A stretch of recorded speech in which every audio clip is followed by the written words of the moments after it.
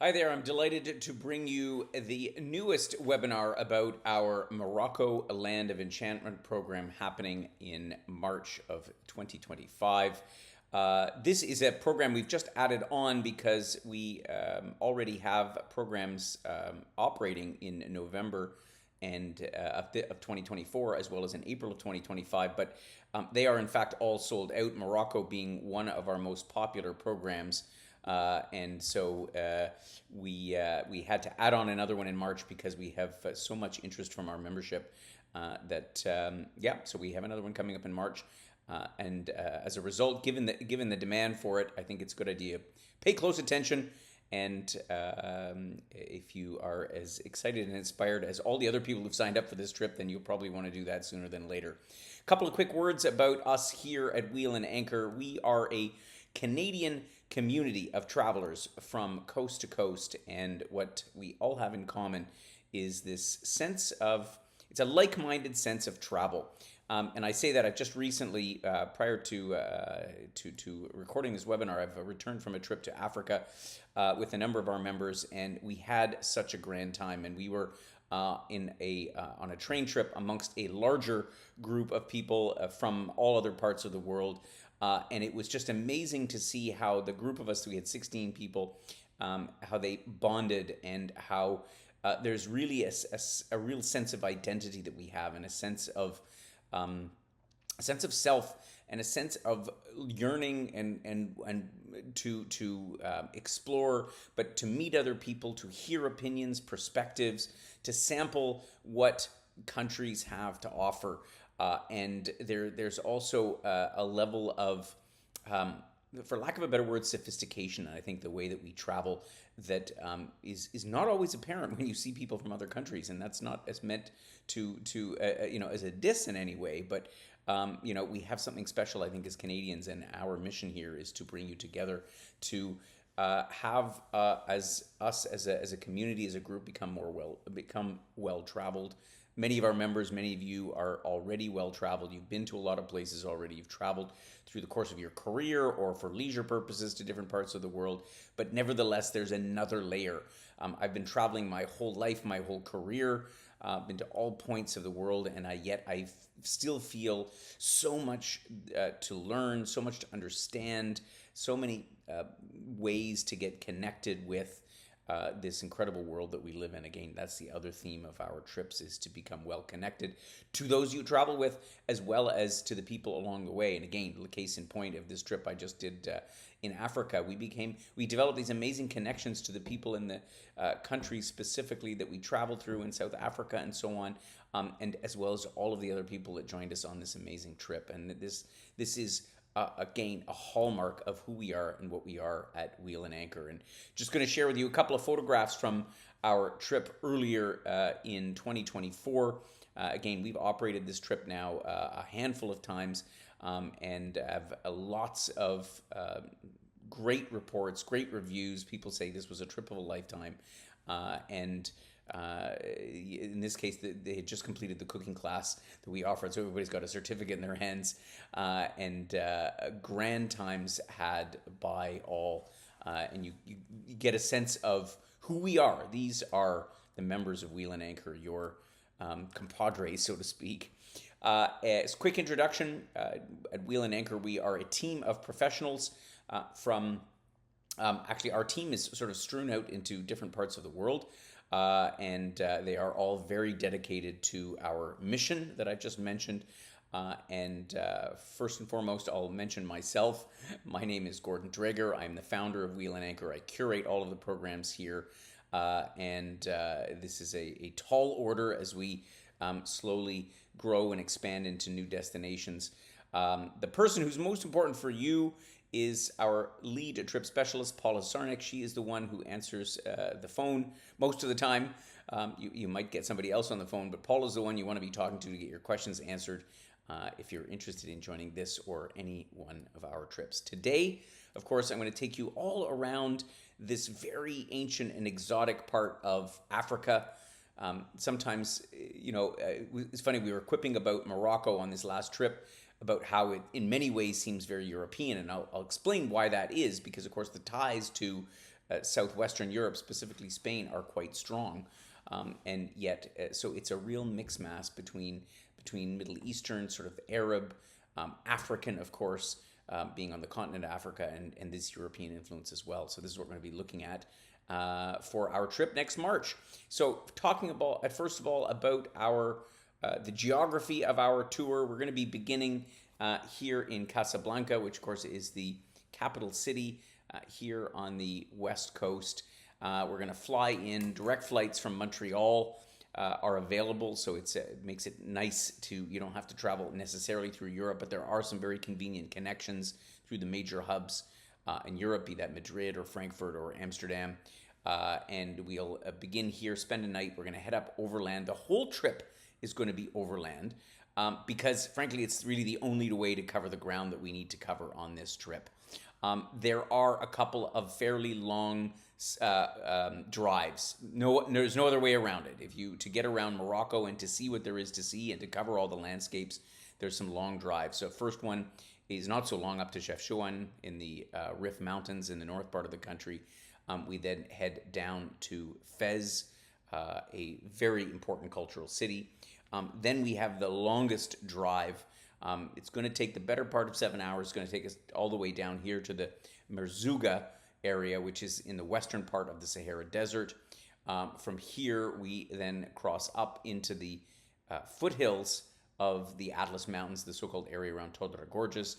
We pass through the mountains, Bolmaredares, crossing over then to Marrakesh for the final leg of our trip, where we'll spend a full 4 nights before heading back to Casablanca and flying out. So that is where we're going. And now we'll get into the day by day as usual.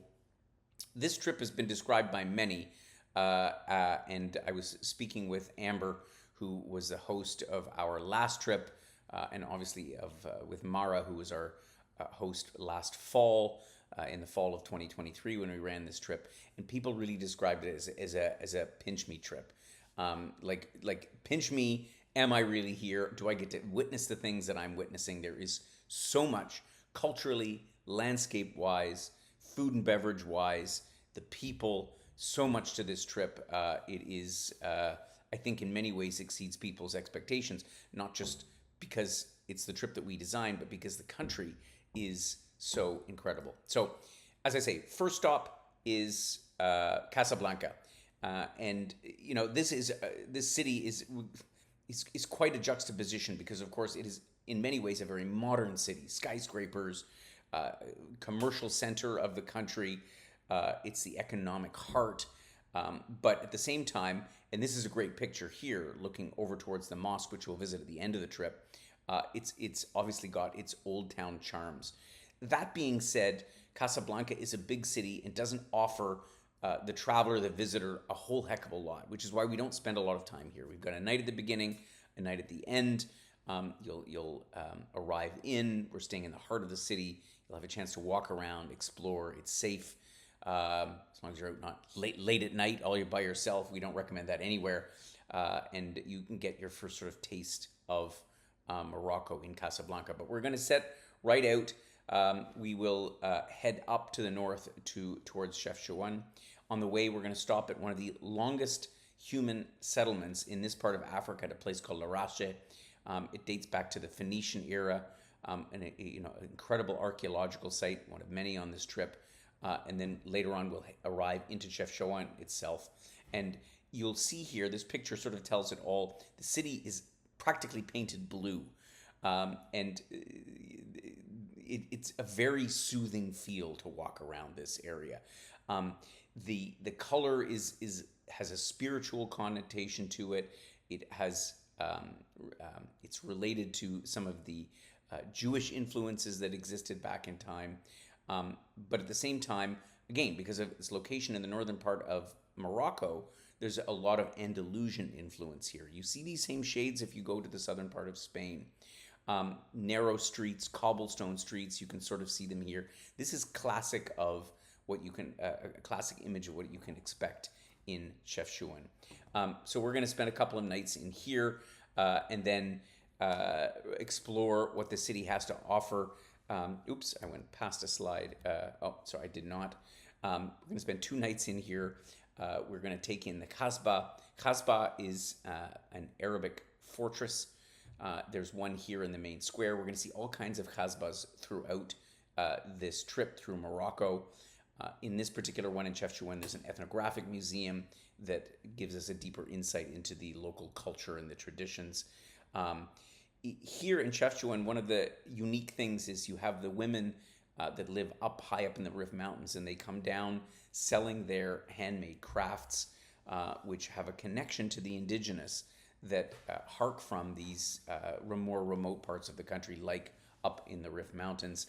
Overall, the city has, it's a great way to sort of start the trip. It's got a slower pace than the bigger cities like Marrakesh or Casablanca or Fez. So the atmosphere is a little bit more relaxed. There's a hammam there as well. For those that wish, I always suggest in these countries to visit a hammam. That's like a Turkish bath, but it's not, obviously not just Turkish, but rather the hammam culture is celebrated in a lot of countries and is even spread into Western culture. Leaving out of Chefchaouen, heading down to the south and ultimately southeast, we making our way towards Fez. We're going to stop in at Volubilis. It's a UNESCO World Heritage Site, one of the most important archaeological sites because of the Roman ruins that you see pictured here, and in particular these extremely well preserved and intricate mosaics that are in this picture. You can't see them so clearly, but they provide an incredible view back into ancient civilization and how the Roman Empire. That's when all of these obviously were built during the era of the Roman Empire. This is a very, very important site amongst all of the Arabic influences that you find all throughout Morocco. We're going to head then down to Fez, which is Morocco's really most important cultural city. The Old Town is yet another World Heritage Site, and it houses the oldest university in the world. It's quite a place. And I switched to this slide here because I want to show you our accommodation here and in most parts of the itinerary. And that is the so-called Moroccan riad. And a Moroccan riad sorry, I've only got one picture of it here, is a typical house that has, it's like a palace. It was where the nobility back in the day lived. It has an interior garden or a courtyard. That's the most common feature of it. There's typically intricate tile work, beautiful wooden panels, ornate plaster work, and the reason I like to stay here is because you really get the feeling of being in Morocco as opposed to staying in a traditional hotel. And they have some lovely hotels there as well that also have this. But if you stay in a riad, you have a feeling of intimacy, because of course they're smaller inside. They're often 8 to 10 bedrooms, and a few of the rooms that open into this central garden. There's a more personalized service that you get there. Some of them are actually still family owned, so you may even get to meet members of the family. It's a very one of the themes we have at Wheel and Anchor is about hospitality, and staying in a riad really epitomizes what Moroccan hospitality is all about. They're typically located in and around the Medinas. Medina is the old town. It's yet another Arabic term that you're going to hear quite a bit, which means you have close proximity to the marketplaces, the historical sites, the mosques, and you're sort of in the thick of everything. So this is where we're going to be staying, in particular here in Fez, as well as in a lot of our stops along the way. Let's talk about Fez for a moment. The Medina is a labyrinth of narrow streets. You get a sort of one angle of it here, super narrow. Some of them really narrow, like one person wide. You have to turn to your side for somebody to go by, and it is. You've seen Morocco in some of the recent James Bond movies and so on, and this is where you have really the feel here and in Marrakesh that you are in this incredible country. We're going to also take time to have lunch with a local family right in the Medina, in the old town. You'll get introduced to Fassi cuisine, which is super delicious, very complex, very diverse set of flavors. And you'll start to understand why Fez is known as the cultural and gastronomic capital of the country. We're going to visit the Shuara Tannery, which is the oldest tannery in the city. We're going to visit the Jewish Quarter, which has a lot of influence on the evolution of the city. We'll visit actually one of the synagogues, not something you necessarily expect in a Islamic country. And there's also the Funduk Al Najarin, which is a former caravanserai. Caravanserai, for those of you familiar with the Silk Road, is where the traders came, typically on horse-drawn carriages, and this was like the inn where they came in.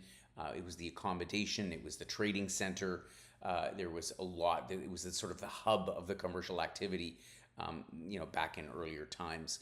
And here in Fez, they have a wonderful museum of wood and woodworking that highlights some of the architecture and the design that you see that the city is so famous for. We'll have a whole free day in Fez that'll enable you to take in some of the other many sites. Shopping, of course, here is a popular activity. And again, it's a great city to just wander around and get literally lost in the labyrinth of streets. You're never too far away. And the Moroccans are super helpful and friendly, and so they'll help you get you back on the right track. But if you were going to wander around and get lost in a city, I think this is a good one to do that in. We then make this long journey, as I mentioned, down to Merzouga. So this is a long drive. We're going to change from the foothills of the Rif Mountains at Fez. We're going to cross over the plains. We're going to have some incredible scenery, but it's a long day. And we will end up in Merzouga, which is our desert camp where we'll spend the next couple of nights. We're going to stay at this luxurious desert camp for 2 nights, actually. And this place is super, super special.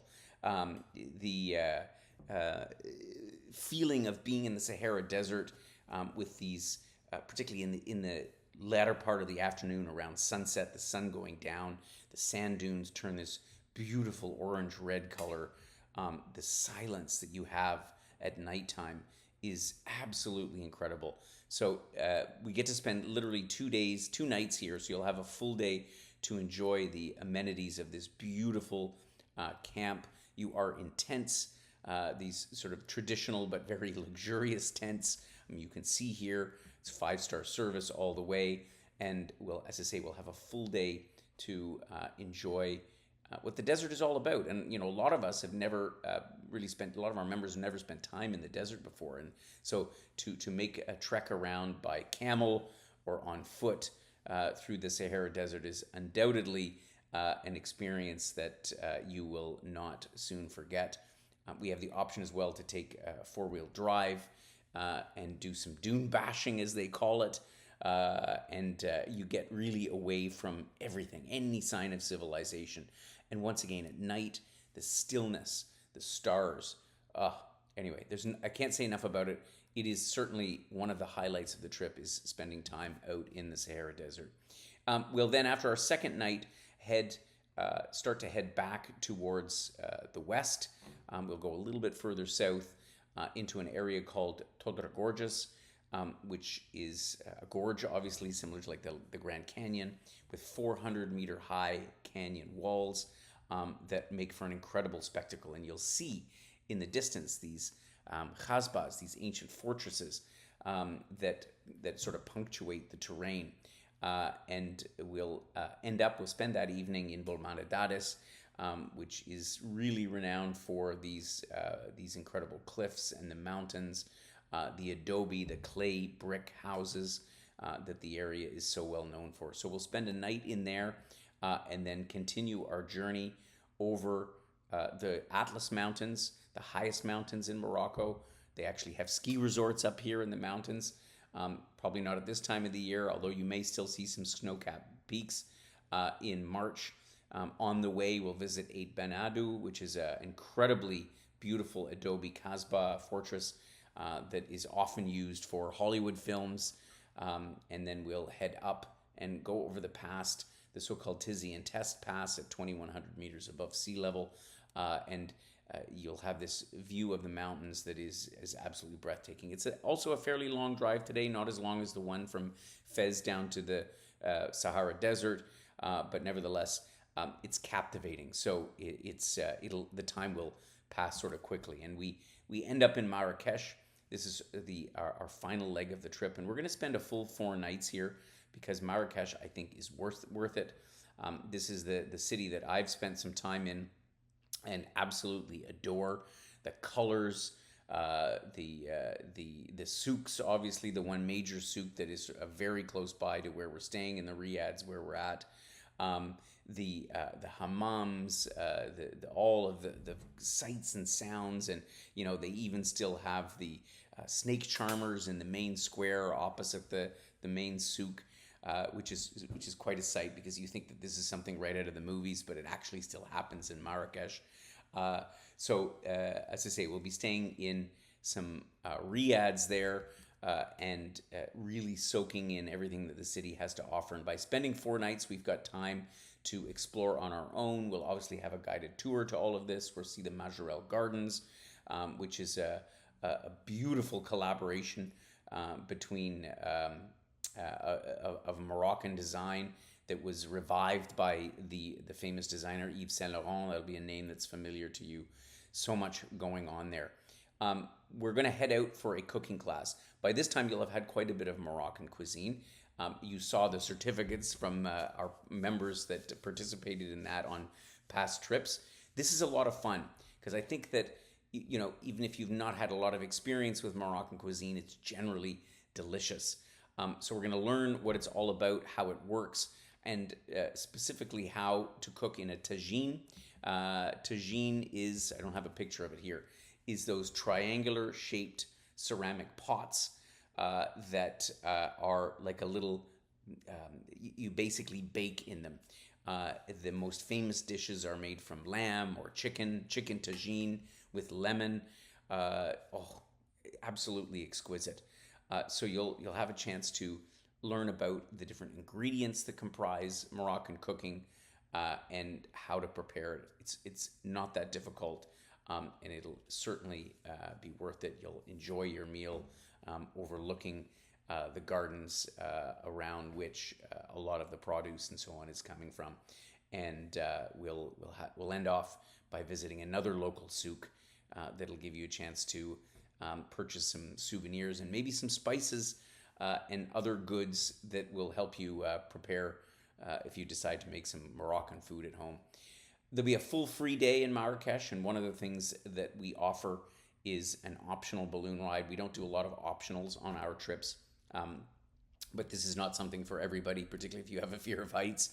But gliding over the outskirts of Marrakesh, looking down on the city, looking up at the Atlas Mountains, looking out over the plains, is absolutely an incredible experience. So that's something that you can do. Otherwise, you can visit one of the many, many, many other sites. And once you have wandered around a bit in Marrakesh, you'll see you could literally spend a week or 2 here. In fact, I've loosely thought about having a live away here because I think that there's so much to explore, and it's just such a great place to soak in. There is an amazing museum, Musée de la Femme, which showcases women's role in Moroccan society. This is one of the great things about Morocco, is the fact that in contrast to other Muslim-influenced countries, women are very emancipated here, and they celebrate the role and the advancement of women. I think it's really amazing. We'll also have a chance to visit Sidi Ghanem, which is the hub of artisanal craftsmanship. And so you'll find some amazing and very high quality products in there as well. And at the end of the day, we'll have our farewell dinner with views over the Agafay Desert with the sunset. It'll be absolutely magical. And from there, we have to say goodbye and transfer back to Casablanca. Here's a great shot because you can sort of see the old historic buildings in the background and yet the modern tram system that exists there. So we'll have time in this last day to visit the Hassan II Mosque, which is actually one of the largest mosques in the world. It is incredible, and I always recommend, in fact, one of my traveler tips is to visit places of worship whenever you get the chance, because regardless of your faith, or if you practice any faith, the energy, the power that is behind these religious institutions, these incredible buildings like the Hassan II Mosque, absolutely make it worthwhile. And we'll visit some of other Casablanca's key sites before having a last lunch and a leisurely dinner before flying out, and with some amazing memories of what is truly a remarkable country, and one that again has received rave reviews from all of our members. So I will briefly touch on some of the details of this program. Of course, all of them are available in the program itinerary and in our additional information document that we provide to you. So this program, again, happening March 11th to the 25th. You can see the pricing here. We've kept the single price as reasonable as we could, so you can have a single room throughout for those that wish. All of the inclusions that are on here that I won't go through in great detail, but we do have a pretty packed itinerary with enough time for exploration on your own in Fez and in Marrakesh in particular. So the only thing that we can help you facilitate, of course, is the airfare, as well as trip cancellation medical insurance, which we highly recommend. If you sign up soon, this says below, it says before July the 15th, but obviously this webinar is produced after July the 15th. But if you sign up before the end of August, so you have to pay close attention since the information is not correct. If you sign up before the end of August for this March departure, we will be able to include a free hot air balloon ride. So that makes it well worth signing up for soon. If you have any questions at all about the program, please do drop us a note. March is a great time to visit Morocco because it's obviously being in the south. It's cooler when you're up in the mountains, but up in the Sahara Desert, obviously, it's warm during the day, but quite chilly at night. But this is springtime for sure. So the weather travel is optimal.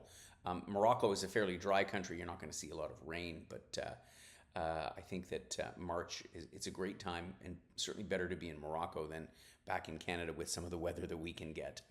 Thanks for joining us. If you have any other questions, do drop us a note. Give Paula a call, and love to see you join us on this program in March. Bye-bye.